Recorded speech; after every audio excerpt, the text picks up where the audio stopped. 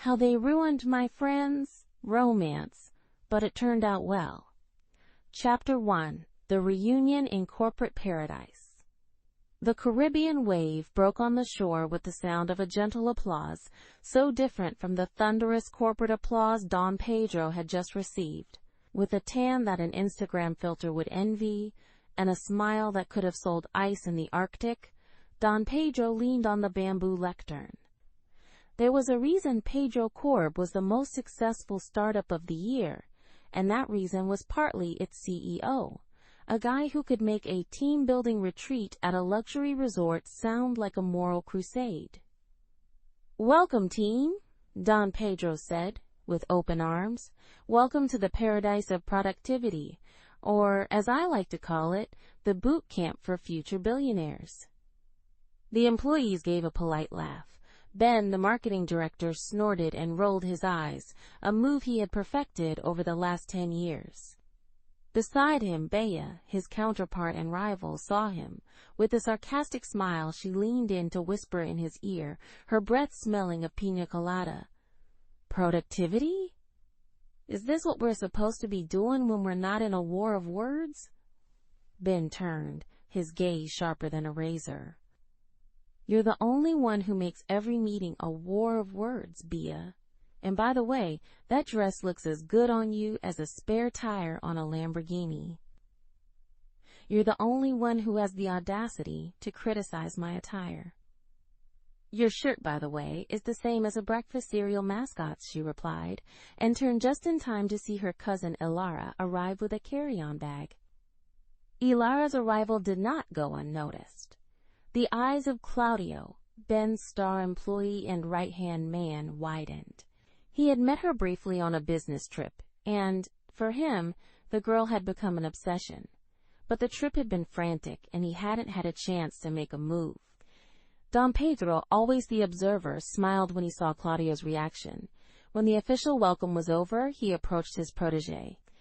"Are you coming from a meeting with a ghost, young man?" he asked him with a contained laugh. Claudio blushed. No, sir. It's Ilara. I met her on the trip to Milan." "And now the language of love is silence? Make a move, man. You have 1 week. This is what team building means." As Claudio looked at Ilara, a shiver ran down Don Pedro's spine. His half-brother, Don Juan, stood beside him with a smile as cold as an iceberg. "Well, what a moving spectacle," said Don Juan, his voice a venomous whisper. The heir to the company playing Cupid with his employees. "I wonder if the master of the family fortune would be proud of this." Don Pedro remained serene, ignoring the sting. He would be proud to see the family united, Juan, in business and in life. Don Juan let out a dry laugh and walked away. His resentment, an open wound since Don Pedro had found him and given him a position in the company, was about to infect everyone around him. Meanwhile, Ben, the quintessential cynic, felt himself being dragged into someone else's happiness. Seeing Claudio with the eyes of a puppy, he couldn't help but feel a little disgusted. "I don't know what's worse," he said to Bea, who was nearby, "the sappiness of this place, or Claudio's sudden loss of intellect." "Really? Does other people's happiness bother you that much?" Bea asked, with a telltale smile. "It's a good thing it bothers you. At least it sets us apart from the rest." "Exactly. People like us, Bea, are made for logic. Love is for those who don't have an Excel spreadsheet to manage. And logic is for those who don't have a life." The tension between them was electric, a dance of words that kept them at a safe distance, but at the same time, always close. Ben looked at her for a moment, without the jokes, just admiring the wit that was as sharp as his own. Ben and Bea turned and walked away, arguing about who had the best sales pitch. As they walked away, Don Pedro whispered to Claudio and Ilara with a knowing smile. "There's a plan. And no, it's not one for the company." "A plan for what?" Claudio asked, intrigued. "For love. There are 2 people on this island who need a push." Don Pedro smiled, and the rest of the plan got underway. Chapter 2. The Plan Unfolds. The sun set over the Caribbean, painting the sky in shades of orange and purple as Don Pedro's plan came to life. The friends of the lovers, as they called themselves, gathered in Don Pedro's suite. The plan was simple and theatrical, worthy of a comedy of errors. First, Team A would take care of Ben. Claudio, Don Pedro, and the human resources manager, a man with a deep voice and exaggerated gestures named Leo, sat near one of the beach cabins where Ben, believing he was alone, had lain in a hammock with his headphones on. The music from his playlist mixed with the murmur of the waves, which prevented him from hearing the conversation, but not the key words his friends said out loud to make sure he heard them. "Oh, Leo," Don Pedro said, his voice with a dramatic tone. "Poor Bea, she's consumed by love." "Don't tell me," Leo replied, putting a hand to his heart. "It breaks my soul just thinking about her suffering. She says she can't live if he doesn't reciprocate." Ben, who was listening with one ear, almost fell out of the hammock. He took off one headphone to make sure he wasn't imagining things. He saw Don Pedro, Claudio, and Leo talking, but their words were clear enough. "And what does she say about Ben?" Claudio asked, with a feigned sadness in his voice.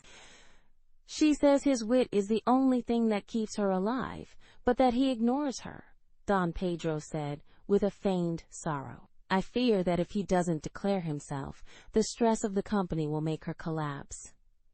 Ben felt a tingling sensation. Was this possible? The woman who detested him with all her might, who had told him his face looked like a surfboard, loved him in secret? A smile spread across his face. Suddenly, Bea's criticism seemed flirtatious and funny. While Ben was reevaluating his existence, Bea was sitting in a food court. Julia and Alara came in, and with the help of a couple of friends from the company, they prepared the trap for Team B. "Poor Ben," Alara said, loud enough to make sure Bea heard her. "I don't know whether to tell Bea about his feelings. He's dying of love." "You should tell her, friend. I've seen him writing messages and deleting them." "The poor man is suffering," Julia said, putting a hand to her mouth to hide a laugh. Bea, who was checking her emails, froze. Ben? In love with her? It was the most ridiculous thing she had ever heard. However, she couldn't ignore the excitement she felt. The thought of him seeing her differently made her feel a warmth she hadn't experienced before. Don Pedro's plan was underway, and the seed of doubt and love had been planted. Chapter 3. The Dance of Doubts. Ben got up from the hammock, his mind a mess. The sun had set, but his head felt as if it were at high noon. He walked around the resort, trying to make sense of what he had heard. "Bea? Love?" he muttered to himself. "The woman who once threatened to break my laptop? Over a budget discrepancy? No, this is a mistake." But no matter how much he tried to deny it, a part of him refused to believe it. Suddenly he remembered last year's boot camp, when he tripped, and Bea was the only one who laughed instead of helping him, and now he wondered if that laugh wasn't out of nervousness, or her insult about his shirt, wasn't it actually a way of telling him that she looked at him more carefully than at the others? Meanwhile, in her room, Bea looked at herself in the mirror. Her reflection returned an expression she hadn't seen in years, a mixture of intrigue and a hint of vulnerability. "Ben in love with me?" she whispered, and almost laughed at the absurdity. The man who criticized her for having too many icons on her desktop, who teased her about her obsession with unsweetened coffee, could he feel something for her? But deep down a voice told her that maybe that obsession with her habits was a form of attention. The thought made her blush, and she felt like a teenager. The wall she had built over the years, brick by brick, seemed to be cracking. Ben and Bea crossed paths on one of the wooden bridges connecting the resort buildings. Their steps stopped at the same time. The air, which used to sizzle with the fire of their insults, had become dense and silent. Ben cleared his throat. Bea, how's your day? Bea, who usually had an instant, devastating retort, was speechless. Good, she said, her voice lower than usual. Yours? Good. Yeah, great. Very productive, Ben replied, feeling sweat run down the back of his neck. Right, productive. Well, I'm going. Me too, Ben said, and they both went in opposite directions, feeling that something had changed forever. Chapter 4. Don Juan's Conspiracy. While the lovers doubted, darkness loomed in the most secluded suite of the resort.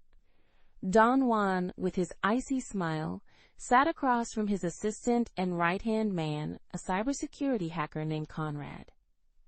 Did you bring me the information I asked for, Conrad? Don Juan asked, his voice a dull murmur. Conrad, nervous, nodded and took out a USB drive. All the information, the email history, the messages, the calls, the business trip to Milan, Don Pedro did it all. Don Juan smiled, a smile as sharp as a knife. Yes, I know. A team-building retreat? A love plan for Claudio? It's a farce. One more trick from my dear brother to prove his superiority, and now he dares to intervene in matters of love. He got up and paced the room like a caged predator. I don't have that luck, you know, he said bitterly. He keeps an eye on me. He keeps me chained to the company. He gave me this position as if it were alms. What do you want to do? Conrad asked, his eyes fixed on Don Juan. I'm going to ruin his love plan. In such a perfect way that he won't even know what hit him. I'll show him that his little Cupid game is something that can be thwarted, and that his heir, Claudio, is not the angel he thinks he is. Conrad, with a malicious smile, understood. Alara? He whispered. Yes. The stain on Claudio's impeccable record. I'm going to make him believe that she is unfaithful, that she has cheated on him. And in this way, I not only ruin Don Pedro's plan, but I also destroy what he cares about most. Conrad got up, his computer already running. How will we do it? He asked with a gleam in his eyes. With the truth, but manipulated, Don Juan replied. There is a video of her in Milan, in a business meeting with a competitor. But for Claudio, it will be a meeting of lovers. Don Juan smiled and told Conrad, the fall of Claudio and Alara will not only be a pleasure for me, but a spectacle for everyone. And it will be the first of many revenges against Don Pedro. Chapter 5. The Infidelity Trap. Alara and Claudio, oblivious to the betrayal looming over them, walked along the beach, with the sea whispering promises on the shore. Claudio, with the eyes of a lover, could not believe his luck. Are you really staying for a week? He asked, with a radiant smile. Don Pedro asked me to, Alara said, and her own smile grew bigger. He says he wants me to help him organize an event, and I thought it was a good idea to stay. Claudio stopped and looked her in the eyes. Alara, is there something I should know? He asked, and his voice became soft. Know what? She replied, tilting her head. I don't know if there's someone else in your life. Alara burst out laughing, a laugh that sounded like the tinkling of glass. Claudio, there's no one. You're the first person who has made me feel this way in a long time. Claudio smiled and took her hand. That makes me the happiest man in the resort. As the couple walked away, Don Juan and Conrad, hidden behind some palm trees, watched the scene. Not for long, Don Juan murmured. That night, Conrad, acting as an infiltrator in the company, sent Claudio an anonymous text message. There's a video of Alara in Milan. She's not who you think she is. Go to room 204 at midnight if you want proof. Claudio, bewildered by the message, approached Don Pedro. Don Pedro, I got a strange message. Someone says Alara is cheating on me. Don Pedro, without thinking, said, Don't pay attention to it, Claudio. It's a bad joke. It sounds like something Don Juan would do.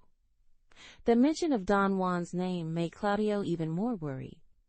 If Don Juan was behind this, the matter was serious. At midnight, in secret, Claudio went to room 204. The door was unlocked. Claudio entered and saw a laptop screen turned on. A low-quality video was playing on it. In the image, Ilara was seen talking to a man who was a competitor of Don Pedro. The scene seemed innocent, but a fake subtitle flashed on the screen. The text said, "Here's the deal, my love. See you again." Claudio's heart sank. He felt betrayed and humiliated. In his mind, the video was the ultimate proof of Ilara's infidelity. Without knowing that it was all a setup by Don Juan, Claudio decided that he would confront her with the truth the next day. Chapter 6. The False Accusation. The next morning, the atmosphere at the resort felt denser than the tropical air. Most of the employees had gathered for a community breakfast. Bia and Ben, each in their own world of confusion and new hopes, sat at a safe distance from each other.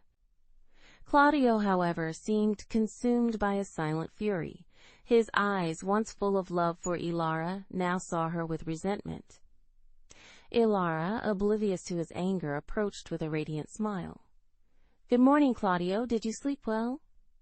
Claudio got up abruptly, making his chair scrape against the floor. "Ilara? Who is he?" "Who is who?" she asked, confused. "The man in the video! The one from Milan! Don't think I'm a fool!" Ilara froze. The eyes of Don Pedro, Ben, and Bia fell on the couple. "Claudio, I don't know what you're talking about. The man in the video was a client, a competitor of the company." "A client?" Claudio said with a sarcastic laugh that chilled everyone's blood. "Here's the deal, my love. Don't lie to me." Ilara, with tears in her eyes, turned to Don Pedro. "Uncle, please, tell him it's not what he thinks." Don Pedro, visibly annoyed, approached. "Claudio, I don't know where you got this from, but Ilara is my niece, and I assure you she is an honest person." But Don Pedro's word, the same one that on another occasion would have been enough to calm anyone, was now the straw that broke the camel's back for Claudio. The video, combined with the mention of Don Juan, had turned him into a man consumed by paranoia. "Honest? No! She's a traitor. She cheated on me." Ben's voice rose. "Claudio, what the hell is wrong with you?" But it was Bia who stepped forward, her eyes filled with rage. "How dare you, Claudio? How dare you accuse my cousin of something so horrible?" Claudio, blinded by anger, turned to Bia. "You are her accomplice. Do you know what betrayal is? It's a disease that runs through your veins." The insult made Bia's blood boil. However, instead of letting out one of her usual jokes, her voice became soft and dangerous. "You can insult me all you want, Claudio, but if you hurt my cousin, I swear there will be no place in this resort where you can hide." Ilara collapsed on the floor, sobbing. Ben and Don Pedro rushed to help her, while Bia stayed in her place, looking at Claudio with a rage she hadn't shown before. Don Juan, on the other side of the room, smiled. His plan had worked perfectly. Chapter 7. The Truth Comes to Light. The atmosphere became so heavy you could cut it with a knife. As Don Pedro and Ben helped Ilara up, Bea stood firm in front of Claudio, her face a mask of contained fury. Claudio's insult about the disease that runs through your veins had struck a nerve. The years-long rivalry with Ben vanished, replaced by an unshakable solidarity.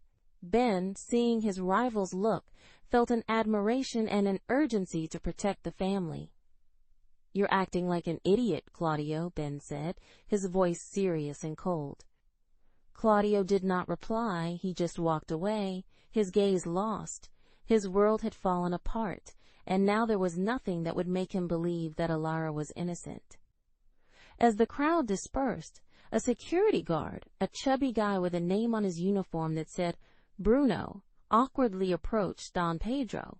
Bruno had a knack for confusing observations that turned out to be surprisingly accurate, and his arrival was often accompanied by strange comments. "Mr. Don Pedro, I'm sorry to interrupt, but I've come to report something. It's urgent." Don Pedro, tired of the drama, barely paid attention to him. "Bruno, now is not a good time." I know, drama is like a virus, I get it, but I was reviewing the security videos and I saw the strangest thing. I didn't know what to do. I didn't know whether to report the 2 men in room 204 or if they should be put in charge of security." Ben, who was listening with one ear, approached Don Pedro. "Room 204, Bruno? What did you see?" "I saw Don Juan and that other guy, the one who always follows him. They were watching security videos. They were laughing at a video of Ilara. They said they had changed a video or something. It's a little hard to hear, really." Don Pedro's face turned pale. "Bruno, are you sure?" "Totally. And then I saw Mr. Claudio enter room 204. It was a conspiracy." "Unless a conspiracy is the new term for business meeting." "The conspiracy in room 204. The words echoed in Don Pedro's head. Ben and B looked at each other. Their eyes widened with a sudden understanding. "A video with fake subtitles," B murmured. "It's the only way Claudio would have reacted like that." "It's Don Juan's revenge," Don Pedro exclaimed, his face darkening with anger. "It's a trap." Don Pedro got up. His voice became loud, resounding in the courtyard. "Team, listen! Don Juan is a liar. He has deceived Claudio with a vile conspiracy. Ilara is innocent." Don Juan, who was watching from afar, approached, with a smile of arrogance on his face. "Conspiracy, brother? What are you talking about?" "I'm talking about your dirty trick, Juan, about your lies, about your envy, and now I'm talking about the video. We know everything." Don Juan's smile disappeared, replaced by palpable fear. "I don't know what you're talking about," he said, but his eyes darted towards Bruno, the security guard. "Of course you do, Juan. Conrad ratted you out." Ben said with a cold smile. "The video you showed Claudio was fake." Don Juan's lie had been exposed, and the truth, as always, had found its way. Chapter 8. The Reconciliation and the Bitter Taste of Triumph. Silence fell over the room. Claudio, upon hearing Don Pedro's and Ben's words, was paralyzed. He realized that not only had he unfairly accused Ilara, but he had fallen into a trap as simple as it was cruel.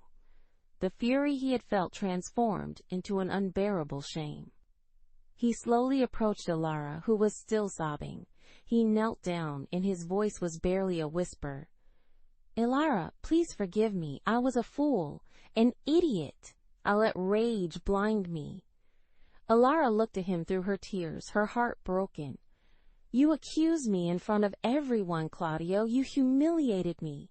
How can I forgive that?" "I was manipulated," Claudio said, his voice broken, "by Don Juan, by my own stupidity. I don't deserve you, Ilara, but I swear I'll find a way to redeem myself." While Claudio was apologizing, Don Juan tried to sneak away, but Don Pedro's gaze stopped him. "Don't go yet, Juan. You will have to answer for what you have done, not only to me, but to the entire company." "I have nothing to say," Don Juan said, with his head down. Don Pedro approached. "No, you don't. Your silence is your condemnation. Tomorrow, you will pack your bags and leave. And don't worry, the master of the family fortune won't find out, so they don't think the family's black sheep is a disgrace to everyone. And the place you held in the company will be Ben's." Don Juan, without saying a word, walked away. His smile had been erased by defeat. As Don Juan's drama ended, the tension between Ben and Bia became more evident. Bia, with fury still on her face, approached Ben. "Thank you," she said in a low voice, "for what you said." "It was nothing," Ben replied, and he felt uncomfortable with the closeness. "No, It was a lot. It was brave. I didn't know you could be so serious. Well, it's hard to be cynical when there's an idiot yelling at Alara. Bia looked at him, and for the first time in years there was not a single spark of rivalry in her eyes, only a sincere admiration. No, it's not Ilara. She's my cousin. You came to my defense. Which is very sweet, by the way. I almost told you I love you. Ben blushed, and his usual cynicism returned to him. Almost, but no, love is for those who have an Excel spreadsheet to manage, remember? Yes, Bia said with a smile. But you know what?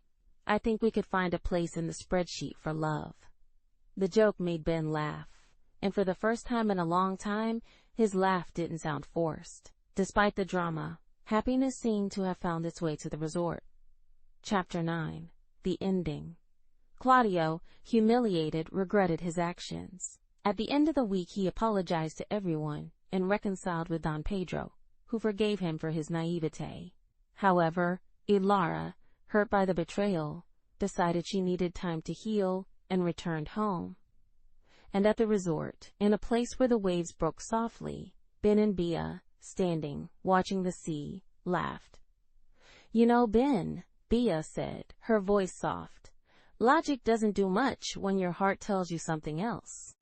You're right, Ben said and looked her in the eyes, and my heart is telling me that the most logical person to love is you.